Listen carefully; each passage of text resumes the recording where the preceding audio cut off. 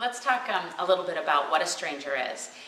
We define a stranger as somebody who they don't know. A stranger is somebody who you don't know, but also a stranger is somebody who your parents don't know you're with. And what that means is that if you introduce your child to somebody, maybe you invite somebody over for dinner, and they meet that person. Now, of course, that person is no longer a stranger. However, a week goes by and that same person drives up in a car and invites them out for ice cream. Obviously, the child needs to treat them as they were a stranger. So again, a stranger is somebody who they don't know, but also somebody who their parents, you, don't know that they're with. And so make sure your child understands that and knows that they always have to ask permission. Another thing that's important is that you identify with your child 2 or 3 safe adults. If you're ever in a situation where you're not home and your child is getting off the bus and for some reason you're stuck in traffic or you had an appointment that ran over, your child needs to know that there's 1 or 2 or maybe even 3 safe adults that are never strangers, that they're always allowed to go with no matter what. So you're stuck at an appointment, you're not able to pick your child up from school, they already know then that Mrs. Smith is always a safe adult and they can always count on Mrs. Smith.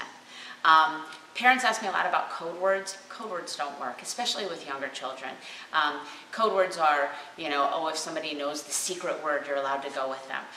The reason they don't work, especially with younger children, is because young children, they want to help people. And so they may say, what's the code word? And the stranger or the person who may be trying to steal your child away from you may say, oh, I don't know, I can't remember.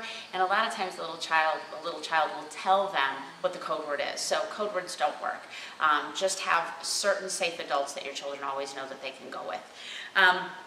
Another thing that we encourage children to remember is every child, when you ask them what to do when they catch on fire, they'll tell you stop, drop, and roll.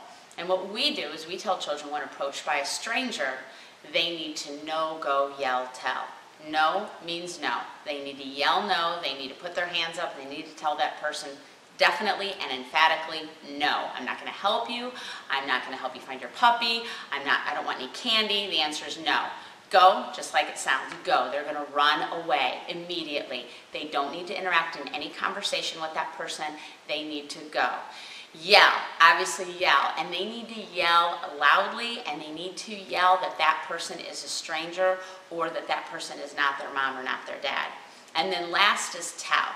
And tell is going to a safe adult or a parent or a teacher and telling them what happened immediately so that you can call the police or do what's necessary in order to keep that from happening again.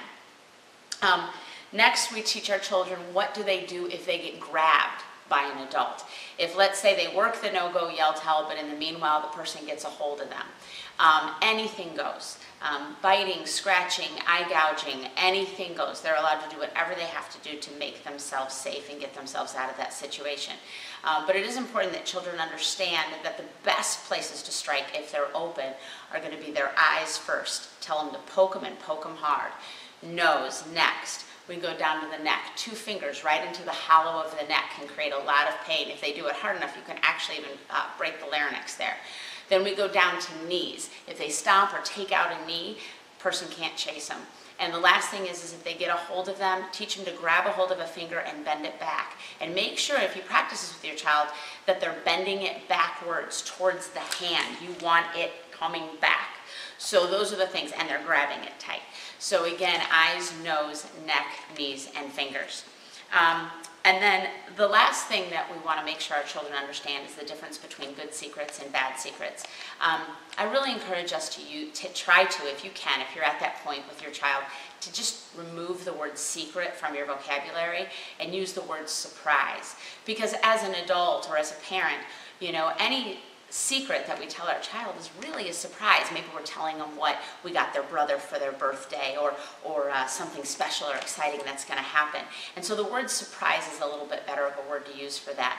Secret generally is something bad.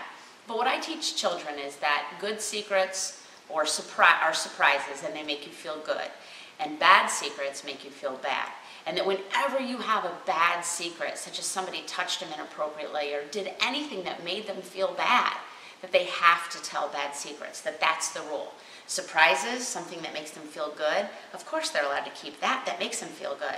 But something bad, something that makes them feel bad, that if they talk about it, that if they tell, it actually comes outside of them and then they won't feel bad anymore.